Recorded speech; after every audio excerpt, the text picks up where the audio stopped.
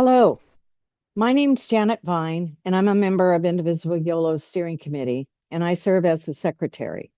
I am also the leader of the West Sacramento Action Circle, which is a subchapter of Indivisible Yolo.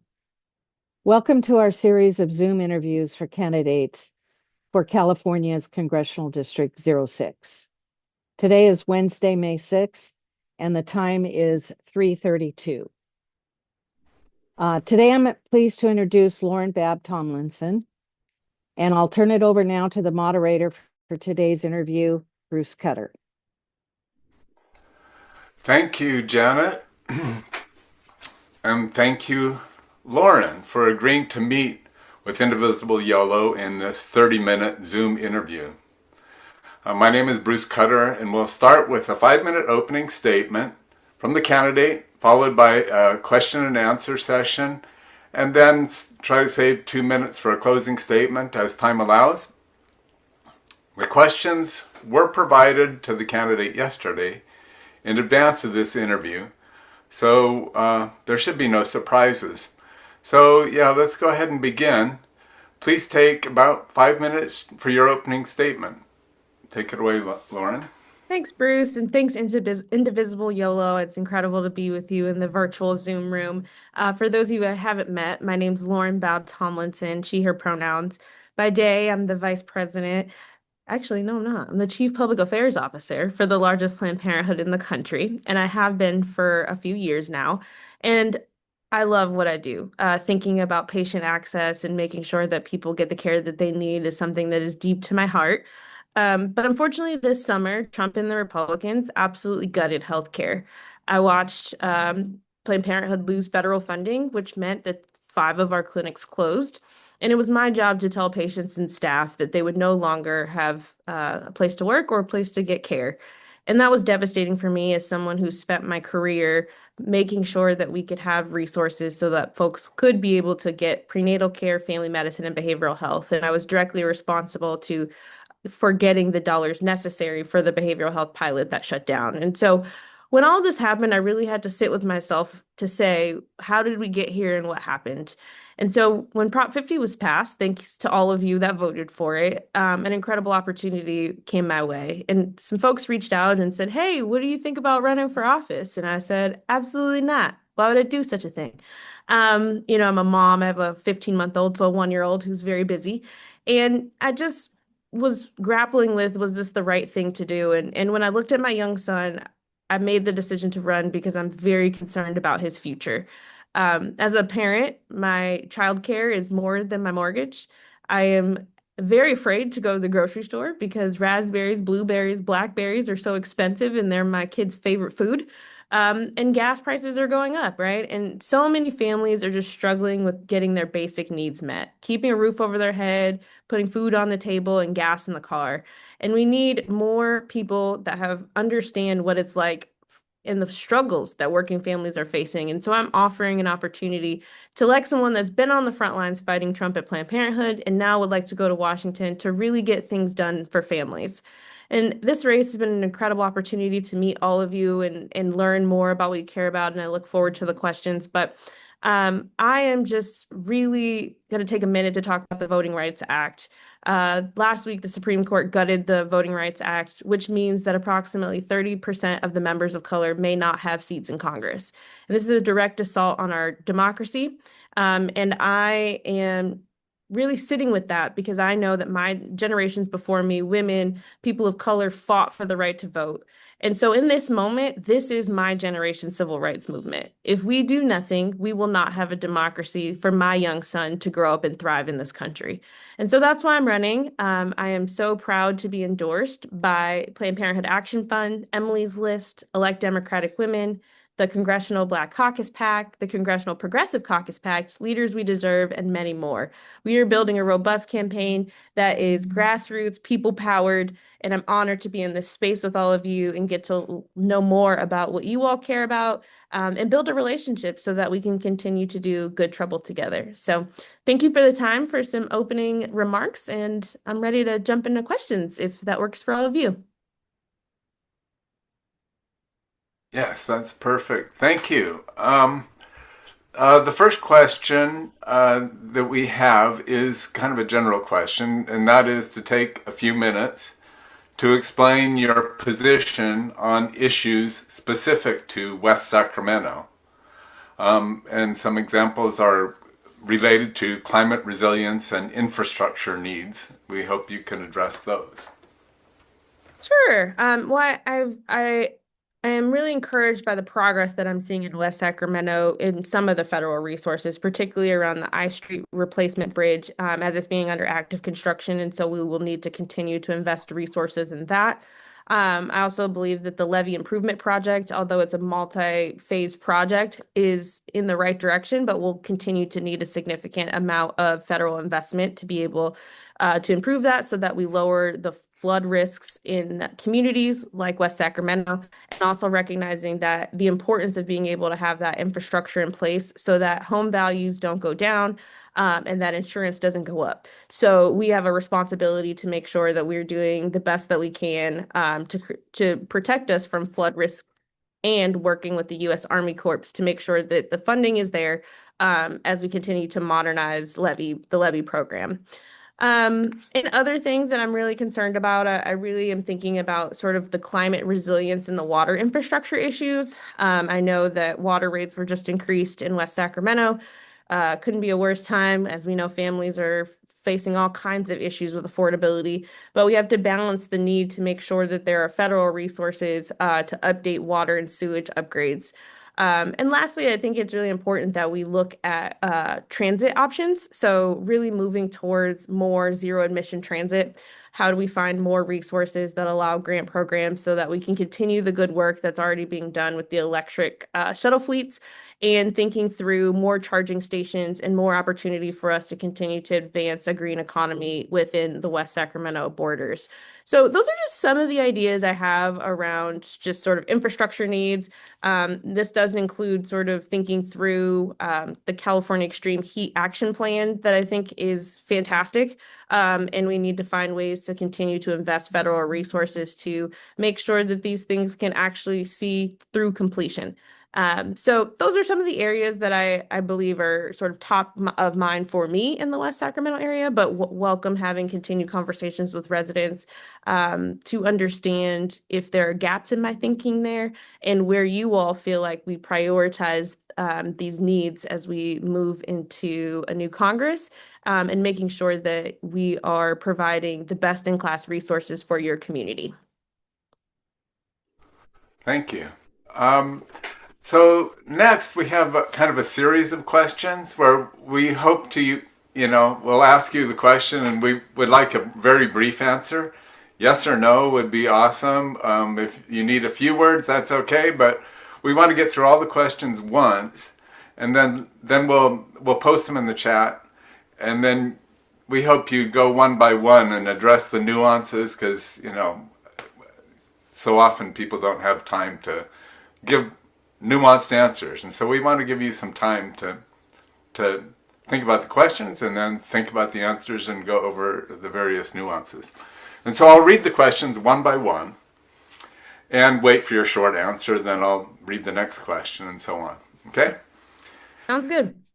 So, have you or would you ever receive funding from AIPAC, pharmaceutical companies, oil companies, or any corporate PACs? No. That's a very brief answer. I'm endorsed by and Citizens United. I'll add that to the answer. Okay. So the second question is, do you believe in meeting with voters at town hall events where constituents can ask live questions? And if Absolutely. so, how Oh, sorry. often? Yeah, that's okay. Absolutely. Any and always. I am a true organizer by heart, so I find that being in community with people is how we actually have dialogue and come up with collaborative solutions that move things forward. And so, welcome any and all engagement with the community and would have an open door policy. You don't have to go to my church or, be a friend from high school to get on the phone with me. You will have my full and undivided attention whenever needed. Thank you. Right now you can keep them really brief. And then you can come back and expand, and we would love to hear the details in the next session. Do you believe that HUD funding should be restored and or that other federal tools such as regulations and tax credits be used to address housing issues and homelessness services? Yes. Okay, and the fifth question is, do you believe Medicare for all should be an achievable goal for the Democrats when they next control the White House and Congress? Yes. And as a U.S. representative, are there any specific legislative or oversight actions that you would support to limit the harmful and unjust activities of immigration and customs enforcement? I am strongly supporting abolish ICE and or reform it for all of the harm that they've done in our communities. Okay, thank you. Um, Now, I believe Maggie has reposted the questions in the chat. And with the remainder of your time, we'd like you to pick which topics you'd like to talk more about, which are Oh, important to you. And so we want to understand your reasoning and, complex issues, more nuanced answers for any or all of the above questions. And so then I'll turn it back to you. fantastic. So for the first question around funding from AIPAC and other corporate PACs, I am endorsed by End Citizens United, and so strongly believe that money in politics makes it very difficult for candidates like me to be successful. Just because I don't know a bunch of millionaires and billionaires to finance this campaign, I've got to do it one, $5, $10 donation at a time. So those are my values, and I will continue to uphold that. The second question around access to town halls and live questions and how often, I really want to be a transparent leader and show up in community wherever needed. Welcome the opportunity to have town halls virtually, in person, in DC, in district, and also come to your meetings, right, to see what you all care about and be informed about the issues that are top of mind for you. The next one, do you believe in Medicare for all should be an achievable goal for Democrats? Yes. As I mentioned, as the Chief Public Affairs Officer for the largest Planned Parenthood in the country, I have seen my patients go without care. Over 20,000 patients lost access to care this summer with the big ugly bill. And it's only going to get worse when people fall off of their ACA coverage come January 2027. I'm also really concerned about children losing access to coverage. And so what Trump and the Republicans have done is created a public health crisis by design, where people are already unable to afford their premiums or their prescription drug costs. And I believe that healthcare is a human right, and so we should use this opportunity to really reform the system so that people can get the care they need, and not go into bankruptcy and medical debt. So I am a strong believer in that, and that is what I will be focused on in Washington. And as the endorsed candidate of the Congressional Progressive Caucus, I will go in with a full group of people who have been working on this effort and just hope to be a voice moving it in the right direction. And then the last question, U.S. representatives, how would you support the unjust, harmful activities of ICE? I am just heartbroken as a mother what I'm seeing with ICE. I believe that Trump is using ICE as his own personal army to harm our immigrant brothers and sisters and neighbors, but also Americans. And so we've got to stop this unchecked administration. And if that looks like taking the resources away from ICE, then I fully support that. We didn't have ICE in the early 2000s. And so there's other ways to be able to focus on immigration reform that do not include using resources that are harming people in our country. And so that is what I'm looking forward to, is finding ways to work on both sides of the aisle to really work on comprehensive immigration reform, because we must find legal pathways to citizenship and also check this administration's power on how they're using federal resources to hurt people. So I think that that's the level of nuance that I would add for those five questions, but happy to sort of give more clarity if necessary. I was muted for a second. I think you didn't address the housing issue on your Oh, nuanced answers. yes, thank you so much. I love this question because I am very concerned about the HUD cuts. That means folks that were already in line for Section 8 are now going without, even though they did their homework, they did what they needed to do. And so we absolutely need to make sure we restore that program and make sure we keep people housed. I strongly support first-time homeowner tax credits, as well as figuring out ways we could build more housing, cut the red tape, particularly condos, so that folks that are working can afford to live where they work. And we have got to really think through the ways in which we work in a city, state, county, local partnership around housing because the resources have flowed, but the accountability is a little shaky. And so it's important to me that we hold every single partner accountable to an actual goal where we're keeping people housed. And I believe in being creative with federal pilots that holds all parties responsible so that we can increase housing and figure out ways to keep people housed because it's really out of reach for so many families and young people. Um, Thank you. I just follow up maybe on the Medicare for All question. I'm sorry.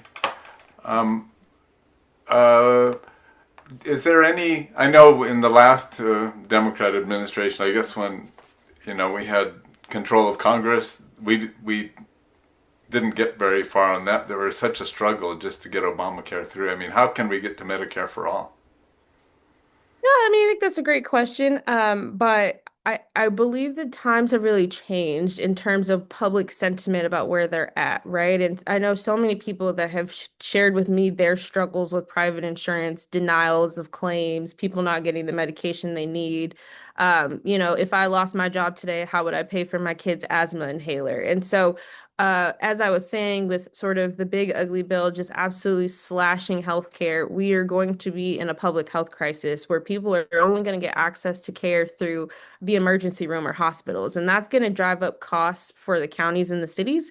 And I also believe that people who fall off of ACA in 2027 and have no coverage are going to be asking the question of, why don't I have access to healthcare?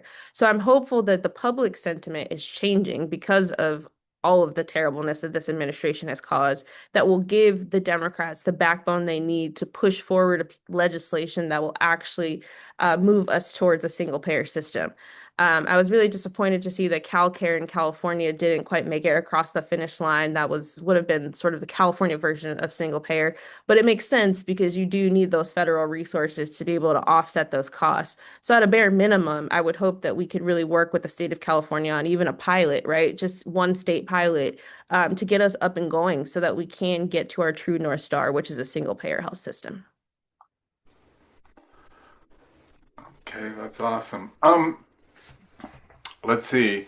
I think yeah, you're right. We did have a little bit time here now. So I do have one bonus question here before we do the closing statement, and that is I'd like to ask why you think you're the best candidate to defeat Kevin Kiley in November. Well, I like to say retire him, but yes, I would like to retire Kevin Kiley because he is someone that has not been honest about his voting record, and I have seen the direct impacts of what he's done to our local communities.